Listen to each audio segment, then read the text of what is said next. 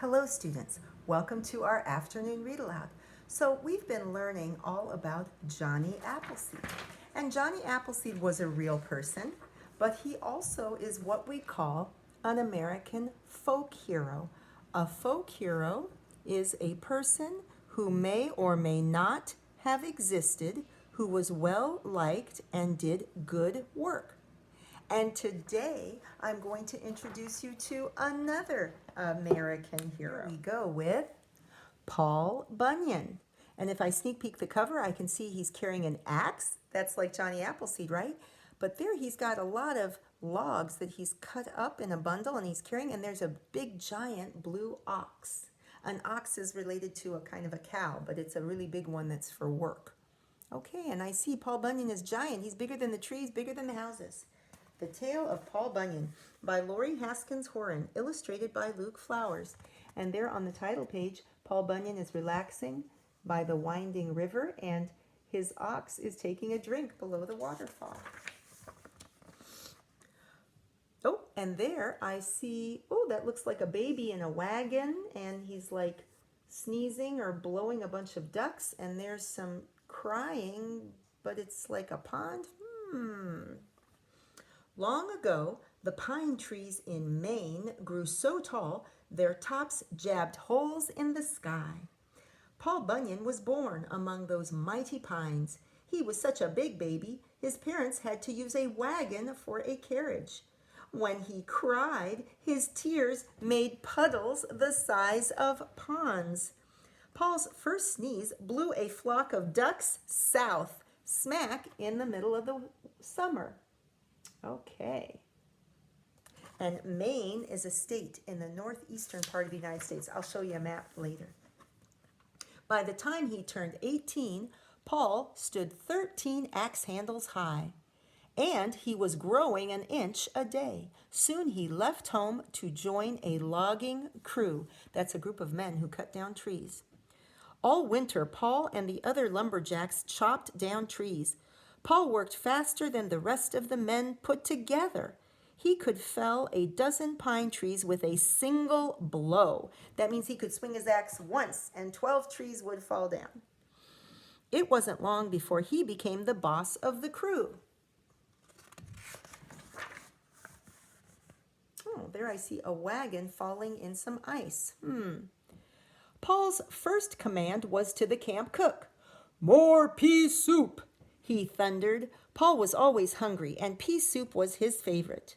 The cook hitched up the camp wagon. He drove right across a frozen lake to the nearest town and loaded up on peas. But on the way back to camp, the wagon plunged through the ice. Oh no, wow, and they all look worried. What's going to happen? Oh my goodness, now the lake looks all green. Paul scratched his enormous chin. "No problem," he said. He poured a barrel of salt into the lake, then a barrel of pepper. He told his men to make a ring of logs around the edge. Paul set the logs on fire. Soon the whole lake was boiling. The fine smell of pea soup filled the air. Does that seem like that could really happen? That you could set a fire around a lake full of peas and make it cook into soup? Ooh, here's some winter action. Winter was always cold in Maine. This year it got so cold it snowed blue for 10 days straight. Paul was deep in the woods when he heard a whimper. It was a baby ox shivering under a tree. The ox's white coat had turned bright blue from the snow. Oh, look, there's a little baby ox. Oh, and there's an owl watching. "Come here, little babe," said Paul. He scooped up the ox and carried him back to camp. Paul fed the ox a bowl of pea soup. Then he put the ox to bed in the stable. That night, the ox began to grow and grow. Ooh, dun dun dun. I wonder what's going to happen with that little baby ox. Do you have an idea? The next morning, the baby ox was gone. So was the stable. Paul found the ox standing in the pea soup lake, licking the bottom dry, and the stable was perched on his back like a turtle shell. "Well, didn't you grow up fast?" said Paul, "but I'm still going to call you Babe." So the ox became like his companion, his friend. Oh, wow, it looks like Babe is really strong, pulling on something there. Let's see. Babe went to work with Paul and his crew. The first thing he did was help Paul fix the logging road. It was awfully twisty. Paul tied one end of the road to Babe's horns. Then, with one good tug, Babe straightened that road right out. Wow, so he just pulled on the road to straighten it, The days kept getting colder. Raccoons stole the coats off sleeping bears. Fish grew fur over their gills. And one morning, the lumberjacks' words froze solid in midair. "Hello, hello," they called, but they couldn't hear a thing. Not till spring, when the words finally thawed. Wow, so it's giving some details about how cold it is. And it's so cold that the raccoons are stealing the fur off the bears. Does that sound real to you? And it said that the fish grew fur over their gills. There's not a picture of that, but gills are how fish breathe, right? And it's saying that the words of the lumberjacks just froze in the air. The river thawed too. Babe helped Paul's crew push the logs into the water. "Ride these logs down the river. Don't stop till you reach the nearest sawmill," Paul told 10 of his men. Then he and Babe headed west with the rest of the crew. Turns out that river didn't lead to a sawmill. It didn't lead to anything at all. It was the Round River, and it flowed around and around in a big circle. Paul's men didn't know what to do, so they just kept right on riding the logs.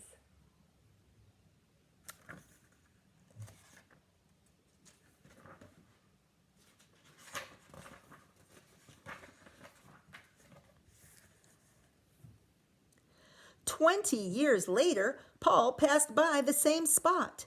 There were his men with long white beards.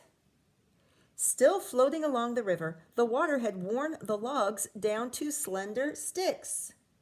"Might as well put those sticks to good use," said Paul. He made the sticks into fishing poles, and his men caught the last of the furry fish from the Round River.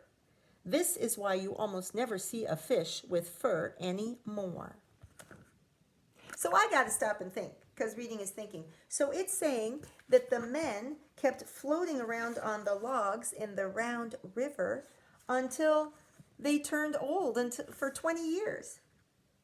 And then they caught the fish that had fur on them.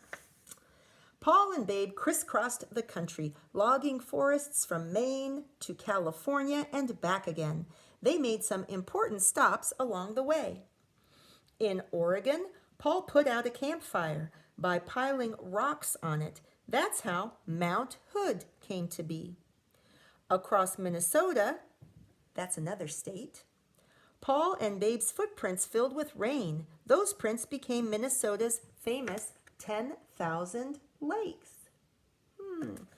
So it's saying that in one state, Paul actually built a mountain, and in another state, his footprints became 10,000 lakes. And on the way through Arizona, Paul dragged his axe along the ground and carved out the Grand Canyon. Lumberjacks came and went, but none left their mark, like the great Paul Bunyan. So here it's saying when he was in the desert, his axe actually made the Grand Canyon. So I hope you enjoyed the tale of Paul Bunyan. And there was lots of information, lots of details in there about things that were pretty amazing. So if you notice, this title says The Tale of Paul Bunyan. And I want to talk to you about what a tale is. So this is T-A-L-E, not T-A-I-L, like the tail of an animal. Tale. And what is a tale? A tale is a kind of story. Let's read this for a minute together. A story that has details of real and imaginary events. Okay? So, here's an example. Johnny Appleseed is a tale because some of the events are real, but some details could be made up. Right? So we've been learning about Johnny Appleseed. We know he's a real person, but there were some things in those Johnny Appleseed stories that seemed a little amazing, a little exaggerated, maybe. Just like today, I think there were some things in this story.